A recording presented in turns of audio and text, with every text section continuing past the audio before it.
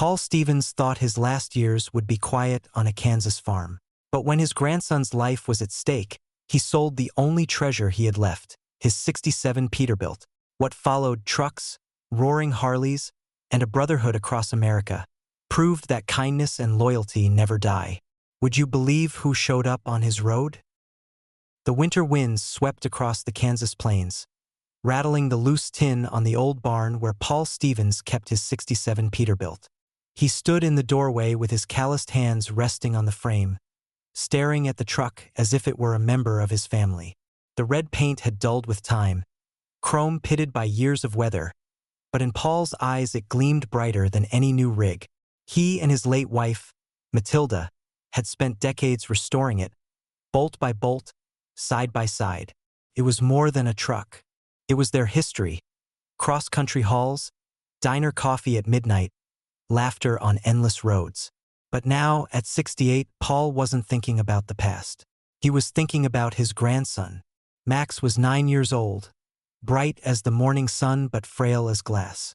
The boy's illness had escalated faster than the doctors expected. The treatment was there, real, promising, urgent, but the cost was a mountain Paul couldn't climb. Insurance barely touched it, and the farm barely broke even. He had already sold equipment, borrowed from neighbors, cut every corner he could. There was only one thing left worth selling: the Peterbilt. Paul leaned against the cold metal, his chest heavy with a mixture of dread and resolve. "Maddie," he whispered, looking at the faded photo of his wife he kept in his wallet. "You tell me this ain't even a choice.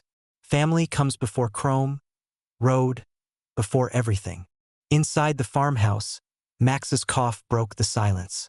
Paul turned, boots crunching on the frosted dirt, and walked back.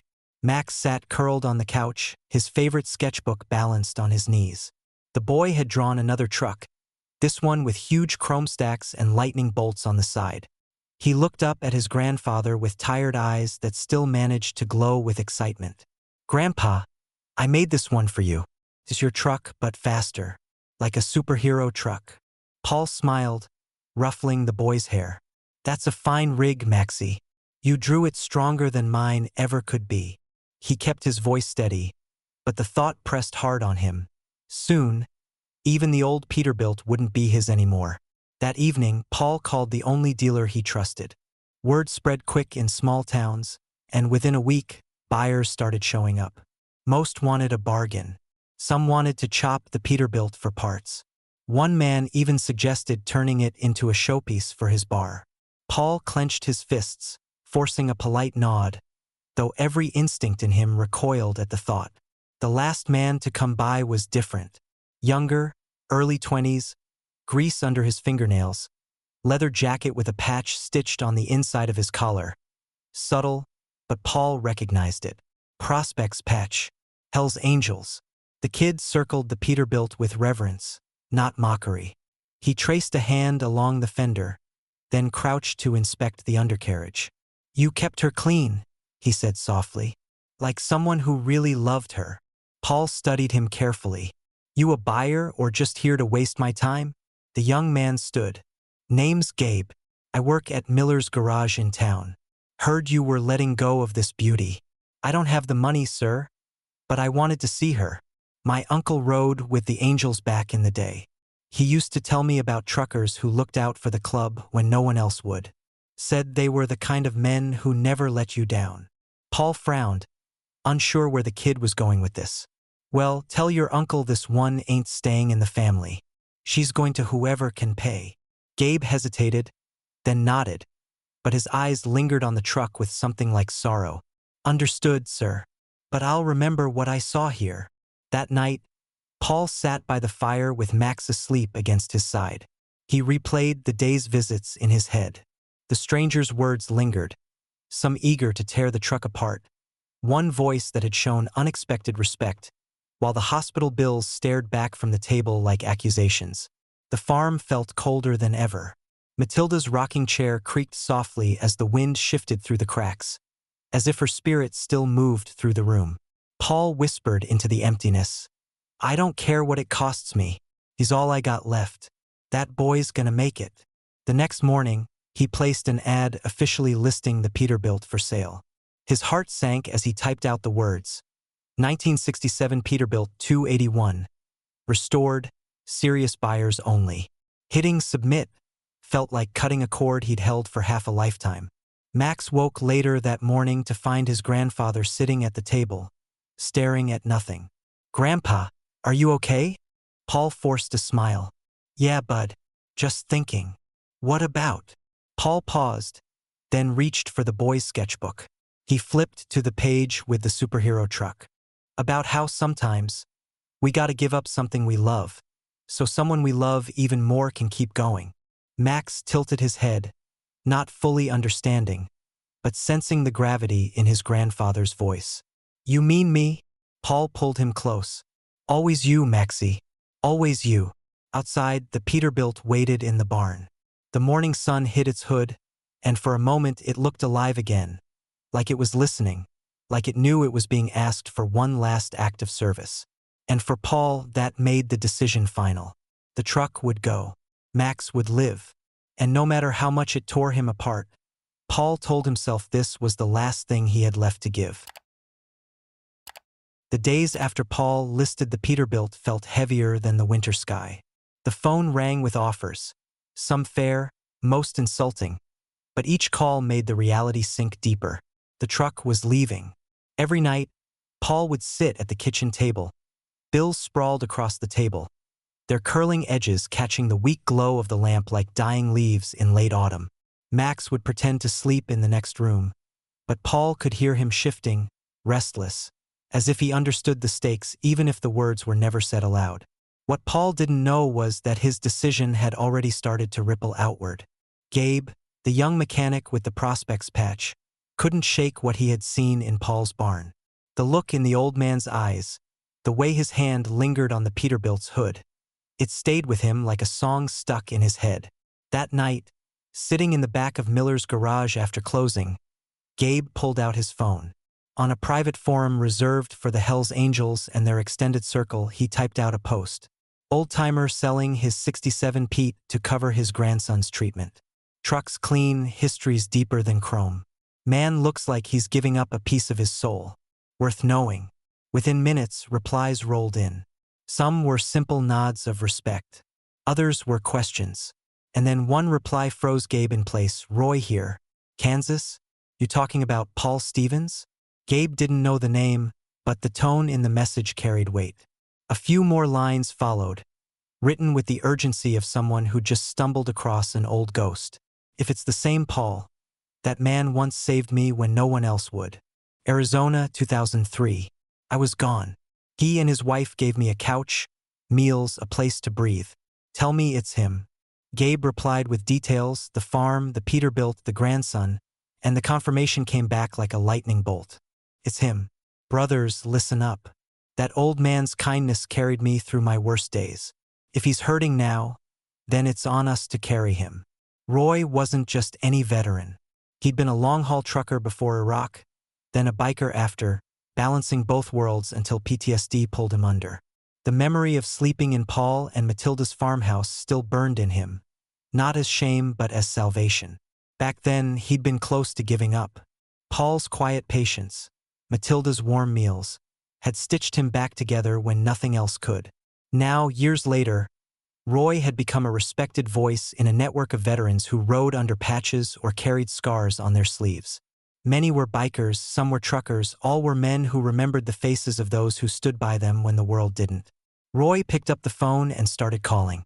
Meanwhile, back in Kansas, Paul faced the small-town whispers. At the feed store, he overheard two farmers muttering that he'd lost his pride. "Selling his rig? Man like that's already halfway buried," one said with a chuckle. Others just shook their heads, offering half-hearted condolences. A few neighbors, the kind who still remembered Paul hauling wheat and livestock for them in the 70s, came by quietly with casseroles and words of encouragement. But Paul felt the sting of judgment more than the balm of kindness. At night, when Max's breathing finally steadied into sleep, Paul would sit by the window and watch the truck in the barn. Sometimes he'd imagine Matilda there beside him, rocking in her chair, whispering the same phrase she'd told him 1,000 times. family first, Paul. Always family first. In a bar 2 states away, Roy lifted a glass of water, his days of drinking long behind him, and spoke to a circle of bikers with weathered faces and heavy rings. That old man once saved me. Now his boy needs saving. We can't sit this one out. The men nodded, not because of the story, but because of the look in Roy's eyes. Brotherhood didn't trade in explanations. It lived in the certainty that a call on the road would never go unanswered. Word spread further. Among truck stops, along biker forums, through veterans' halls where folded flags sat in glass cases. Men who barely remembered Paul's face remembered the feeling of being welcomed by someone who didn't judge. A kindness given without fanfare was now returning with momentum. Back in Miller's garage, Gabe overheard older mechanics scoff at the idea of bikers riding for an old trucker. "Angels don't care about some farmer," one muttered. But Gabe kept quiet, checking his phone under the workbench as message after message lit up. Gabe felt the weight of belonging, not as an outsider looking in, but as someone trusted with a story that mattered. Convoy routes being suggested, fuel donations pledged, even a retired dispatcher offering to coordinate timing. The movement was no longer just talk, it was becoming a plan. Paul, still unaware, carried on with his preparations. He found a buyer willing to wire part of the money up front. The deal was set for the end of the week. He told Max gently, framing it as a story of sacrifice. Max nodded, trying to be brave, but later that night Paul caught him crying into the sketchbook pages, whispering, "Don't go, superhero truck." Paul knelt beside him, hands trembling. "Maxie, listen. That truck gave me a life. But you give me a reason to live. That's the trade I'm making. And it's worth everything." The boy clung to him, small arms tight around his neck. Paul closed his eyes, feeling the weight of both loss and love crushing in on him. And somewhere on the highways stretching toward Kansas, the rumble of engines was already beginning to rise. Snow still clung to the edges of the Kansas highways when the first rigs began rolling in. Paul didn't notice them at first. He was too busy sealing the deal with the buyer who promised to transfer funds for Max's treatment. The buyer was a tall man with slicked hair and a pen that clicked too fast, too often. He talked about the Peterbilt like it was an investment, not a legacy. "You keep her in good shape. Chrome solid, engines got some years left. She'll turn heads in front of my bar." Paul nodded, jaw clenched. He signed the paperwork with hands that shook more than he wanted to admit. Max sat nearby, hugging his sketchbook, silent but watchful. To Paul, every line of the pen felt like betrayal. What Paul couldn't know was that miles away, men were already on the move. Roy had spread the word, and the network of veterans and bikers had answered. Some rolled out from Arizona, leather vests heavy with patches, headlights piercing the desert dark. Others left truck stops in Oklahoma, rigs stacked with banners reading "Brothers Ride Together." In Missouri, a retired colonel fueled up his bike, metal ribbons still pinned to his jacket. The movement was no longer a whisper. It was a storm gathering speed. At Miller's garage, Gabe kept his phone in his pocket while he worked. Between oil changes and tire rotations, he checked the growing list of names. Convoy captains had stepped up, men with decades on the road, coordinating routes like military campaigns. Gabe could hardly believe it. He had only written a few lines on the forum, but it was enough to light a fire. That night, Paul sat on the porch with Max bundled in a blanket beside him. The boy traced shapes in the frost on the railing. "Grandpa, when the truck leaves, can we still draw it? Like, it'll still be ours in a picture, right?" Paul swallowed hard. "Yeah, buddy. Nobody can take that from us." His voice cracked, and he turned away so Max wouldn't see. But just then, a sound drifted faintly across the fields, low, steady, rhythmic. It wasn't the wind or his imagination. Paul leaned forward, squinting into the night. The horizon flickered with pinpricks of light. Headlights, too many to count. At first he mistook it for another long-haul line on the interstate. But as the sound thickened, the rhythm told another story. Engines layered like drums, semis and motorcycles moving as one, thunder stretching across the plains. Paul stood, his heart pounding. What in God's name? Max's eyes lit up. Grandpa, look, it's like a parade. The boy ran down the steps, blanket trailing behind him. Paul followed, boots crunching over the frozen dirt. They stood at the fence as the first wave came into view.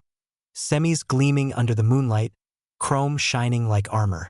Behind them, motorcycles roared in formation, flags snapping in the wind, stars and stripes, banners remembering prisoners of war and those still unaccounted for, and patches bearing names of chapters from across the country.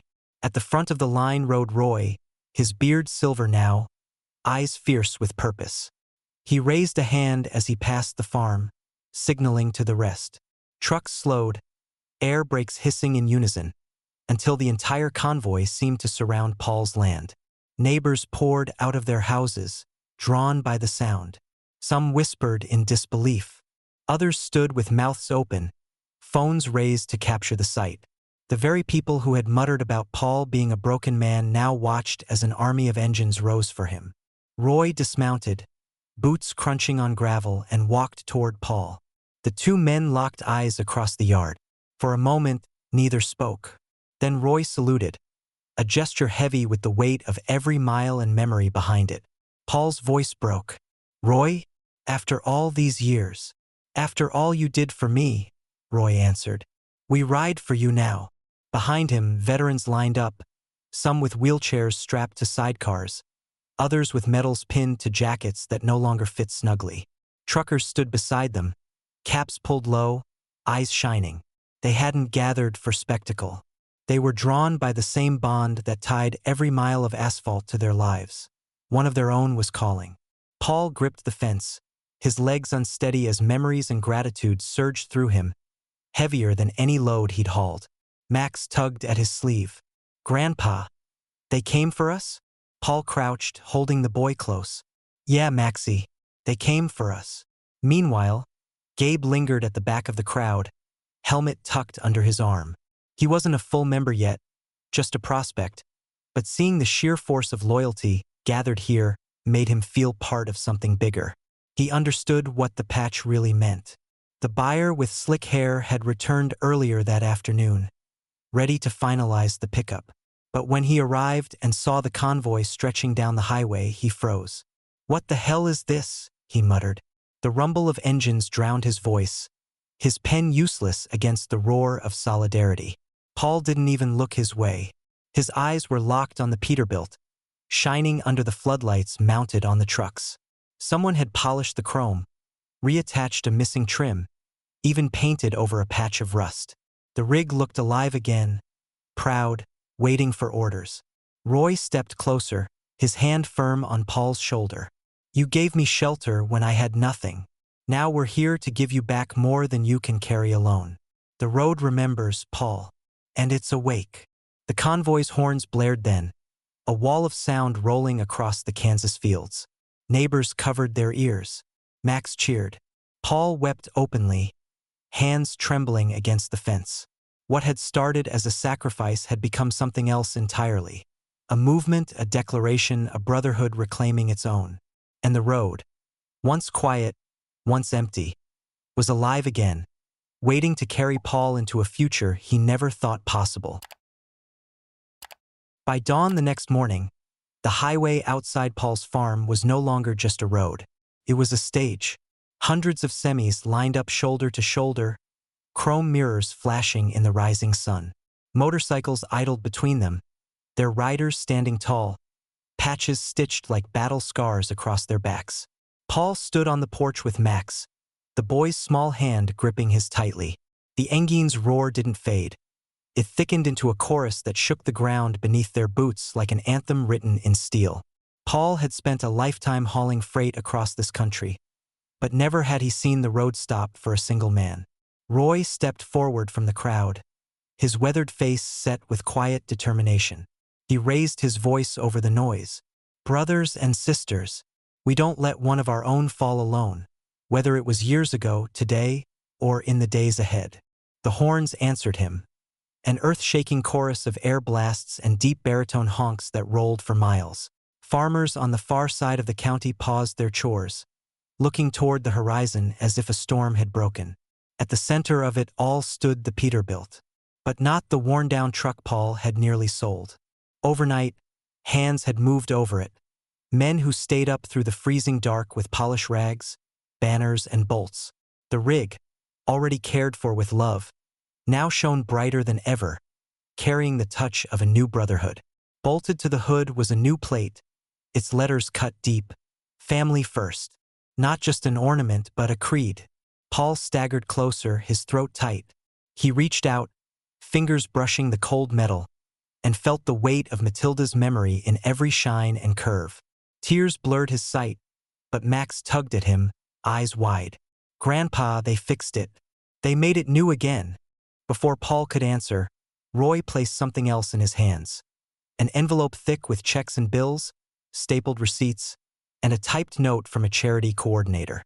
"This covers it all," Roy said simply. "The treatment, the travel, every penny. Your grandson's future is paid for." Paul opened his mouth, but no words came. The world tilted, overwhelming in its generosity. For so long he had carried the weight alone. Now it was lifted in an instant by hundreds of hands. The bikers lined up beside the truck. One man in a leather vest lifted a plaque, bolted onto the driver's door. "This truck rides with veterans at its side." Another veteran placed a folded flag across the passenger seat. Gabe, standing a little apart with his helmet under his arm, whispered to a nearby angel, "I just wrote one post. I didn't think it would turn into this." The older biker smirked. "Kid, that's how it always starts. One voice, then the road does the rest." Neighbors who had once doubted Paul pressed closer, stunned into silence. The buyer with slick hair had already driven away, his papers worthless in the face of such loyalty. Even the sheriff showed up to salute the crowd. "I've shut down highways for accidents," he said quietly, "but never for hope." The engines roared again, this time not in chaos but in rhythm, like a heartbeat. The convoy had turned the interstate into a cathedral of steel, every horn and piston a hymn, and Paul found himself at its altar. He climbed onto the Peterbilt steps. Max hoisted in his arms and raised a hand. The noise died down, as if the machines themselves were listening. "I don't have much to give back," Paul said, voice rough but strong. "I sold this truck to save one life, and you all gave it back to me 100 times over. My wife used to say family comes first. Today you proved she was right, because family ain't just blood. It's everyone who rides beside you when the road gets dark." The crowd erupted. Engines revved, fists rose. Max clapped so hard his hands turned red, his face bright with joy despite the pallor of illness. Paul hadn't heard that laugh in months. To him, it rose above the engines, shining brighter than chrome in sunlight. The convoy didn't disperse immediately. Instead, they formed up around the Peterbilt. Veterans with medals pinned to their jackets climbed into cabs. Bikers revved their engines into synchronization. Roy swung onto his Harley, giving Paul a nod. "Lead us out, brother. One last ride." Paul hesitated, then set Max down gently. The boy stepped back, sketchbook clutched tight, grinning like he'd drawn this very moment. Paul climbed into the cab, the seat worn but familiar, the wheel fitting his hands as if it had been waiting. He turned the key. The engine roared to life, smooth and powerful after its night of rebirth. The convoy horns answered in unison, and then the interstate trembled as hundreds of wheels rolled forward. Neighbors lined the roadside, filming, waving, some even weeping. The convoy stretched for miles, shutting down the interstate entirely. But no one complained. Drivers pulled over to watch. Families stepped out of cars, children waving at the bikers roaring past with flags. It was more than a procession, it was a living monument. Paul drove steady at the front, Roy on his right, bikers flanking like guardians. Through the windshield, the horizon stretched wide, open, endless. Max's laughter still echoed in his ears. For the first time since Matilda's passing, Paul didn't feel alone. He felt carried by the road, by the brotherhood, by the ripple of kindness that had come back to him 1,000-fold. And as the convoy thundered across Kansas, Paul realized something profound. The Peterbilt wasn't just his anymore. It belonged to every veteran who rode beside him, every biker who had answered the call, every child who believed in heroes. The truck had always been a piece of his past. Now it was a promise for the future. And in that promise, he felt Matilda's hand on his shoulder, as if she too had climbed into the cab for one last ride. This story reminds us that true brotherhood isn't bound by blood, but by the roads we share and the kindness we carry forward. What would you have done if you were in Paul's shoes? Comment below with your thoughts. And if this story moved you, please give it a like, share, and subscribe to embrace the journey, where stories of courage and compassion find their home. See you in the next video.